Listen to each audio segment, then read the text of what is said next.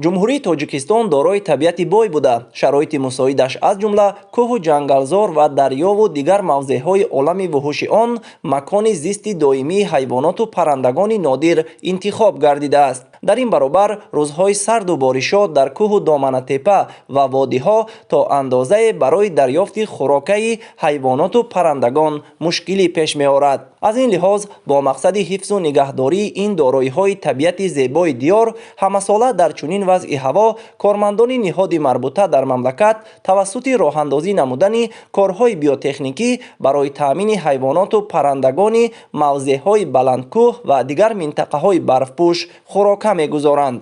бо ин мақсад масъулину кормандони агентии хоҷагии ҷангали назди ҳукумати ҷумҳурии тоҷикистон дар ҳамкорӣ бо масъулини ширкати сайёҳии шикории сайдгоҳи фалгар ки он дар ҳудуди ноҳияи айнӣ қаторкӯҳҳои зарафшон ва ҳисор воқеъ мебошад, корҳои биотехникӣ ташкил намуда барои дар ҳавои сард аз талафёбӣ эмин нигоҳ доштани олами бои ҳайвоноту паррандагони он маводи ғизоӣ аз ҷумла хошоки омехта, коҳ ва донагиҳо гузоштанд. тавре мутахассисон иброз менамоянд, дар чунин рӯзҳои сарду сербориш ки дарёфти хӯрока барои ҳайвоноту паррандагон мушкил мегардад, анҷоми ҳамин гуна корҳои амалӣ аз ҳар ҷиҳат ба манфиат мебошад.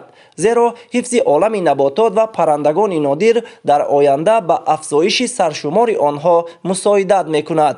аз ин рӯ ҳамасола дар давраи омодагӣ ба мавсими сардиҳо аз ҷониби масъулини ширкати сайёҳии шикории сайдгоҳи фалгар хошоки омехта, коҳ, донагиҳо ва дигар маводи лозима захира карда мешавад.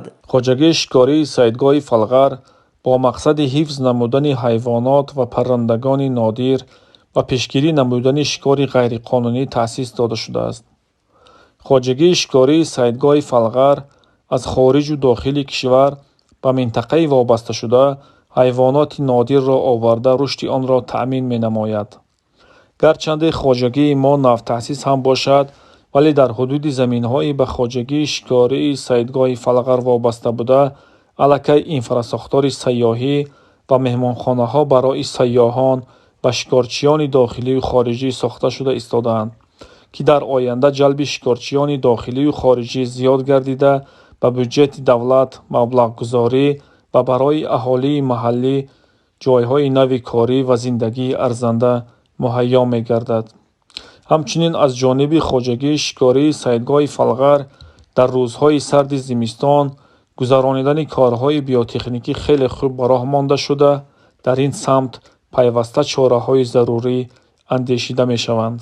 طبق خلاصه کارشناسان ساحه، سیاحی در زمان معاصر یکی از سمت‌های سردرآمدترین اقتصادیات جهان به شمار رفته، در تامین شغل و بلند برداشتن سطح زندگی مردم نقش مهم دارد.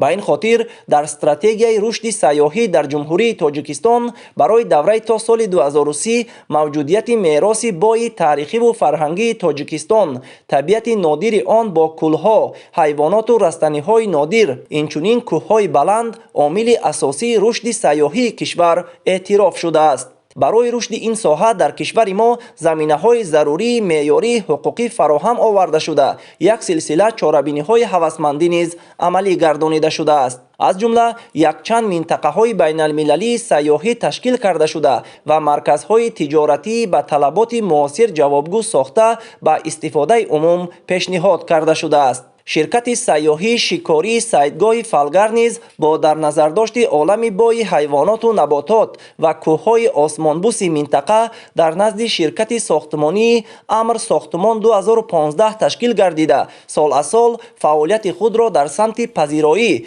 و خدمت رسانی به مهمانان و سیاحان داخلی و خارجی بهتر و به طلبات استانداردها جوابگو می‌گرداند. 6 نفر متخصصان سایدگاه شرکت سیاحی شکاری سایدگاه فالگر مقصد دارند که با حفظ و نگهداری طبیعت نادر و عالم بای حیوانات و نباتات حدود فعالیت خود توجه اولین درجه ظاهر کرده حصه مناسب خود را در رشد سیاحی مملکت گذارند.